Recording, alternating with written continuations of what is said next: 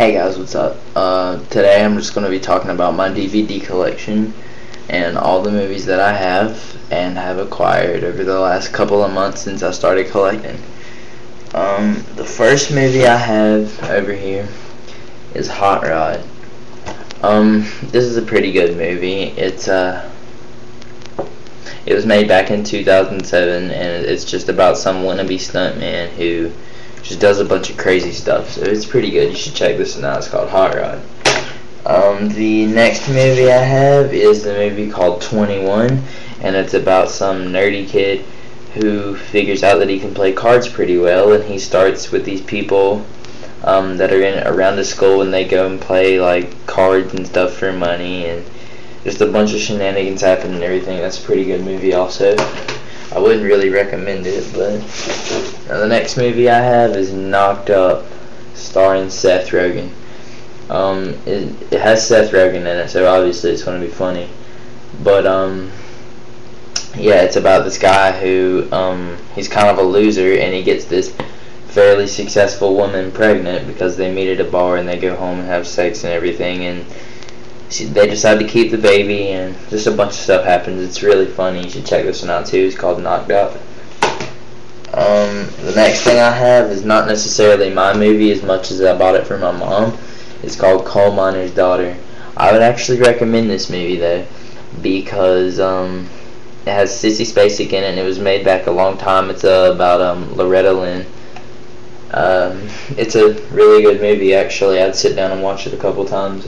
It's called Coal Miner's Daughter. You should pick that one up. It's only about $7 anywhere, so go ahead and grab that one. The next movie I have is Spreading Ground.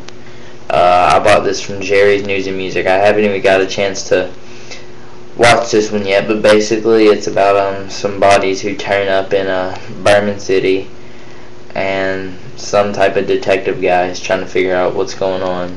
So it's okay. I lied. I have watched like the first 20 minutes of this movie, and I didn't like it, and I cut it off. So I wouldn't necessarily recommend this, but if you're a die-hard collector, then hit this one up. The next movie I have is Master of Disguise with Dana Carvey. This is a really funny movie. I wouldn't so much as recommend it as I would say just add it to your collection for comedies. It's really funny, and it's kind of old, and it doesn't really make a lot of sense, but it's just about this guy named Pistachio who's he's like a master of disguise basically. So you should check this one out. It's pretty good. The next movie I have is Bull Durham. This is a really old movie. It's baseball season gets off to a rocky start when the Durham Bulls' new catcher Crash Davis, which is Kevin Costner, punches out the cocky young pitcher Nuke, who he's just been hired to train. So it's about this guy who plays baseball and gets into some shenanigans. It's pretty good. The next movie is a movie that was given to me. It's called Ladies in Lavender. I have not watched this and do not intend to watch it because it looks like it sucks. The only reason that I was given this movie is because once I started my collection, one of my mom's friends decided to give me a bunch of shit they didn't want, so I was like, well, I'll take it anyway. So moving down the line, the next movie is Meg Ryan Against the Ropes. It's about her and a boxer, and she's a boxer basically, and I don't know, just check it out. You can Google it if you want to know more about it. The next movie I have over here is Hostel Part 2. Of course, I'm sure you guys know what Hostel's about. It's just not really about anything, just these kids go to Amsterdam, and these people find them, and they tear them to shit and operate on them and do random experiences, basically where you can pay to kill people. And this is a movie about a couple of the unlucky Americans who get sold into the business. Hostel 1 was better. Anyway, the next movie I have over here is one of my favorites. It's called Don't Be a Menace to Society While Drinking Your Juice in the Hood. It's a spoof on all the it's a spoof on like all the all like the gangster movies, like Juice and Boys in the Hood and Menace to Society and stuff like that. I'm sorry, it's Don't Be a Menace to South Central.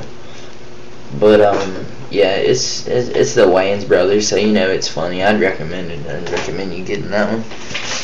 The next movie I have is Defending Your Life, where it's basically talking about when you die, you go to a place called Judgment City, and basically your life is a big lawyer case that you have to defend, and you have to give reasons for why you should go to heaven and not, and all that.